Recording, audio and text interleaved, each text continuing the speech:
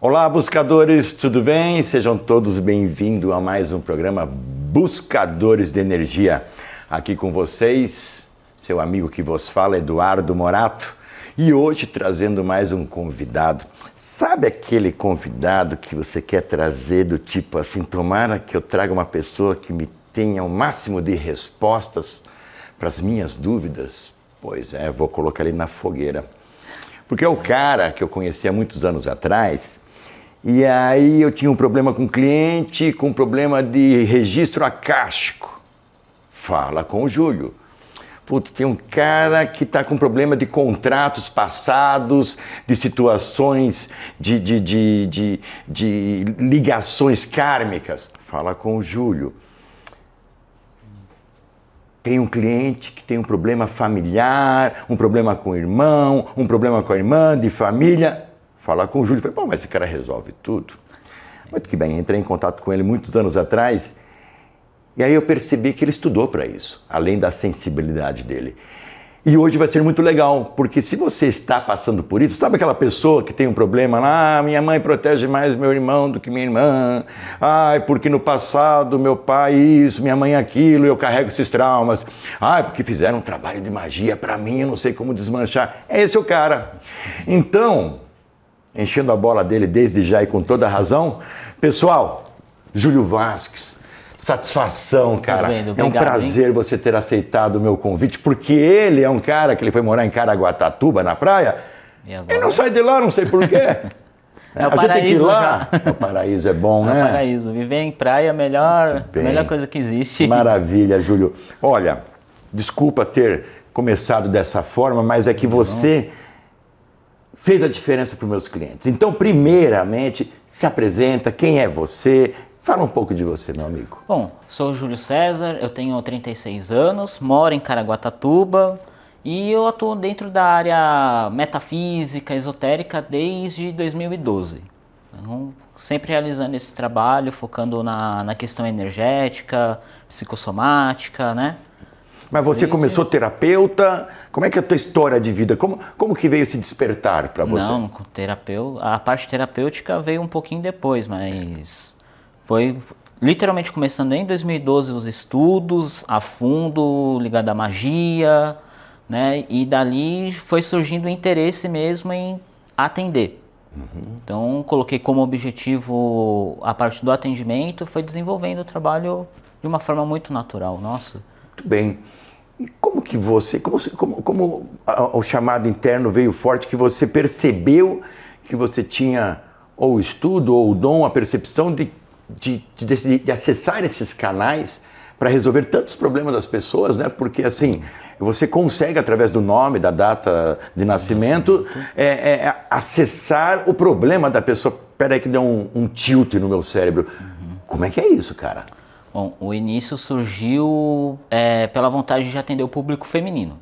Então comecei a ter o objetivo em atender as mulheres. Fui estudando, comecei a estudar a parte da magia divina, né, que ali foi um divisor de águas para mim. Então, através do estudo da magia divina, aprofundei no campo esotérico também. Fui pegando vários outros mestres também como referência e dali começou a surgir a oportunidade mesmo, né? A abertura não somente com o campo feminino, masculino, a parte de limpeza Mas isso é só estudo? Não tem uma sensibilidade? Não, a sensibilidade é a base de tudo. Base de tudo. Intuição. Então, fora o estudo, como é que é isso? É uma canalização, você sente, sopra no teu ouvido? Sim. Desculpa a minha curiosidade. Não, eu escuto bem, eles vão passando as intuições para mim e através disso eu sou o canal, né? Considero o canal, passo para a pessoa as orientações que precisam ser feitas. Que é como que eu posso dizer assim, é aquele tripézinho, né? É a parte da espiritualidade, matéria e emoção. Então, canalizar e passar para a pessoa traz o direcionamento. Então a pessoa vai colocar em prática também que é justamente a mensagem que precisa ser enviada para o cliente. Muito bem. O que é energia para você, Júlio? Eu levo energia como se fosse a nossa digital, a digital de tudo. Nós somos energia, então através dela você tem acesso a tudo que você quer. Um objetivo que seja claro para uma compra de uma casa. Ela já, se você tem a vontade, tem a cocriação. Então você tem o acesso, é a energia. Muito você bem. tem a certeza, acessou, flui. Ok. Nós vamos falar um pouco mais sobre essa questão do teu trabalho, mas falando dessa questão da cocriação, me lembrou de uma coisa. Nos cursos, quando eu dava os cursos, eu falava assim, nossa, vocês moram numa região muito legal, né? Aqui a gente vê tucano, arara, borboleta azul, o pessoal fala assim, onde você mora, cara? Eu não vejo essas coisas. Eu vejo. E aí eu percebi uma coisa, aquela pessoa, ela nunca pensou em ter um carro daquela cor, daquela marca. Quando ela compra, ela passa a enxergar naquele dia vários carros iguais dela. Ela fala assim, nossa, isso é um sinal. Não. É a sua energia, o seu foco, sua visão periférica, acessando aquilo que já está ao seu redor. Da mesma forma, eu olho para cima, eu vejo tucano, eu vejo arara. As pessoas que não veem é porque elas não acessam. E aí tem aquele acesso da dúvida. Quando você fala em cocriar e fala de comprar um apartamento, uma casa, um carro, como é que é esse pedido? Primeiro, objetivo. Ter a certeza do que você quer.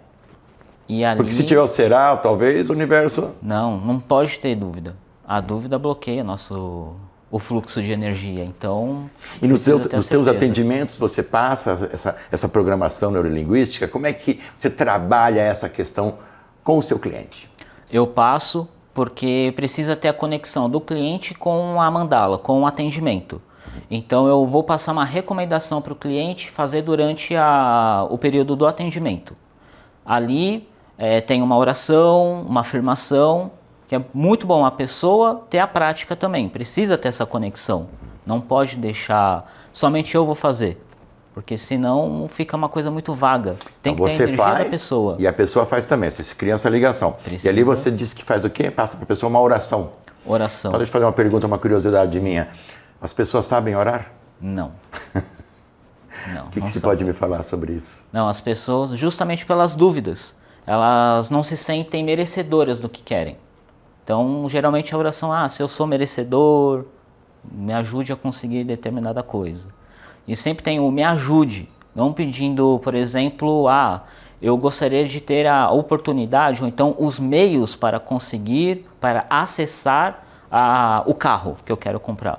Porque aí o plano espiritual vai conduzir toda uma egrégora de energia para você ter o acesso aos meios em conseguir o carro, a casa, um bom relacionamento. E também é outro ponto que as pessoas possuem um bloqueio, né? O relacionamento. Não quero saber disso. Acabam...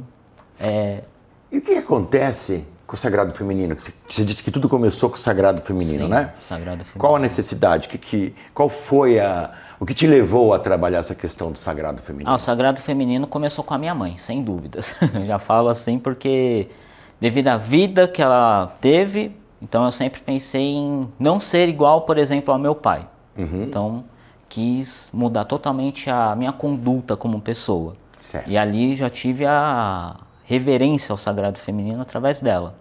E depois foi devido a estudos mesmo, e foi um campo que abriu muito fácil para mim.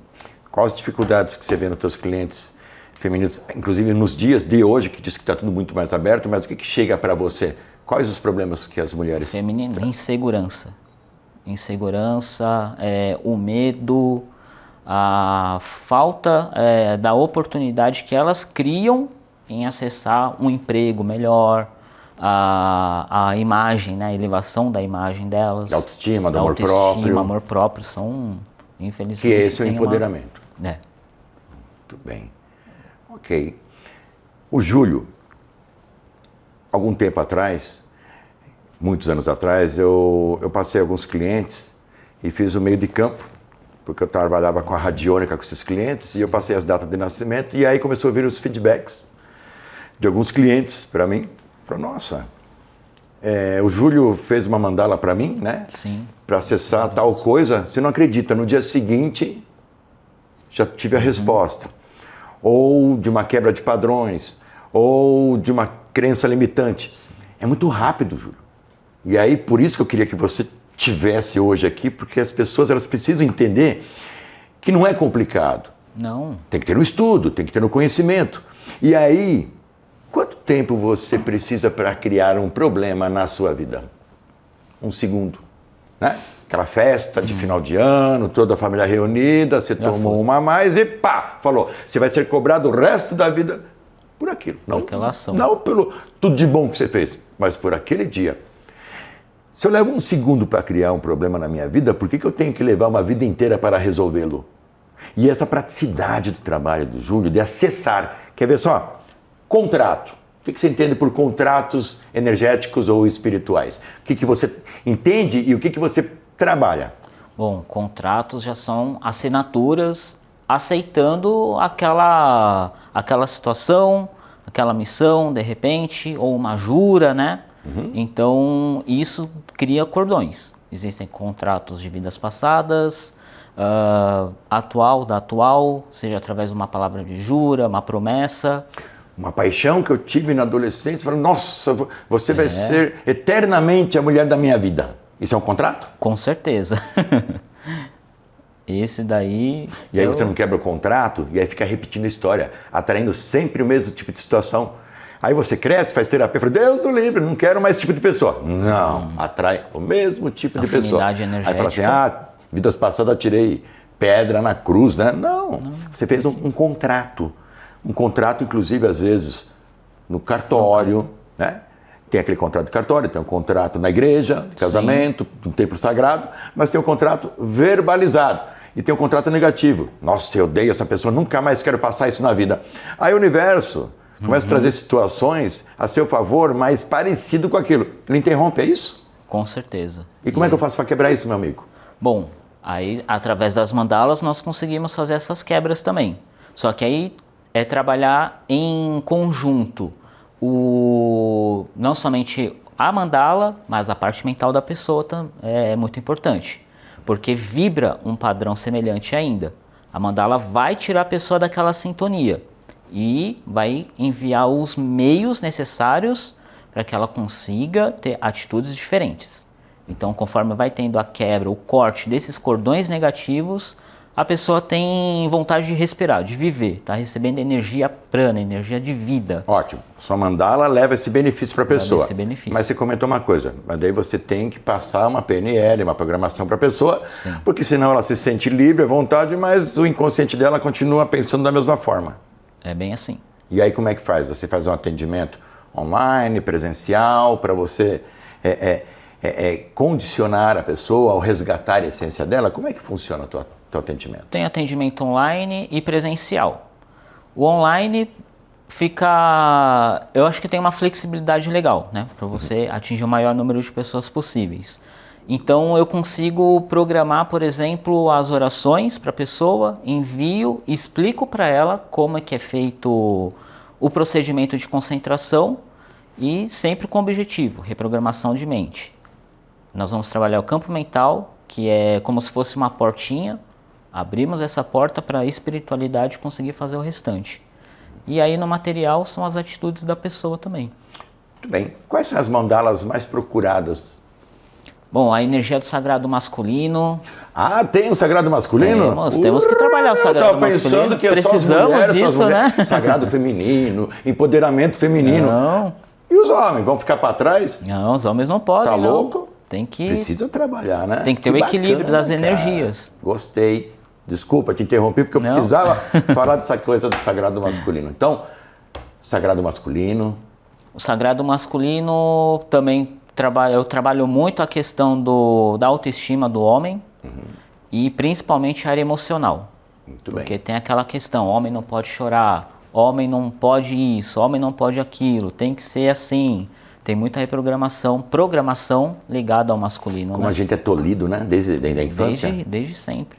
Você nasceu assim, você tem que seguir dessa forma, e aí engessa o homem. Ou então o próprio homem vê a atitude do pai, meu pai era assim, eu vou continuar sendo assim. Engraçado, mesmo que ele não goste e não aprove, em algum momento esse registro está nele. E aí, muitas vezes ele repete, mesmo ele não gostando. As atitudes, ele fala, nossa, estou ficando igual ao meu pai. Né? Porque ele tem uma frequência. Uma frequência. Percebeu a infância que nós tivemos? Hã? Eu acho que hoje mudou um pouco, né? Porque as minhas irmãs eram o fogãozinho com a panelinha. Não, hoje em dia... Hoje mudou um pouco. E para os meninos era arminha, carrinho de rolemã, tem que se machucar, porque... não pode chorar. Mas tem uma coisa, eu lembro que minha mãe, às vezes ela cantava para mim, né? Boi, boi, boi, boi da cara preta, pega esse menino que tem... Cara, não podia ver um boi na minha frente. As músicas Cuidado com a cuca, que a cuca te pega daqui, te pega de lá. Olha o terrorismo infantil. Forte. O cravo brigou com a rosa. Urra, cara! Falei, que infância do caraca, velho. É só briga, é só susto. O homem do saco. Homem do saco, palhaço. Palhaço assassino. E a gente sobreviveu, né? O que se me diz dessa questão da infância? Que você trabalha muito essa questão das mandalas, de trabalhar a infância para resgatar a essência, quebrar os traumas, né? Os traumas. Você estava falando no cafezinho hoje de manhã, alguma coisa do tipo, coitadinho do meu filho. Aí você falou, nossa, essas palavras não pode usar. Conta isso aí. Porque como a palavra tem poder, então traz uma programação. Se você fala, por exemplo, nossa, coitado do meu filho, e isso fica vibrando na mente subconsciente também. Então, em qualquer situação que aquela criança for passar, até depois de adulto, ela vai se sentir menosprezada, vai falar, nossa, porque eu sou coitado, eu não mereço, e aquela energia vai ficar fluindo. Ou seja, a pessoa ela nem sabe o potencial que ela tem, mas ela sofreu uma influência energética, verbal, energética. Como o pai pode chegar, seu burro, você não estuda, vai ficar burro, então... Tudo isso acaba criando... corta as asas, né? Como às vezes a pessoa tem um poder de comunicação muito forte e por um errinho, alguma coisa que em vez do pai chegar e falar, olha, eu vou olhar o lado positivo dele, né? E alimentar isso, não.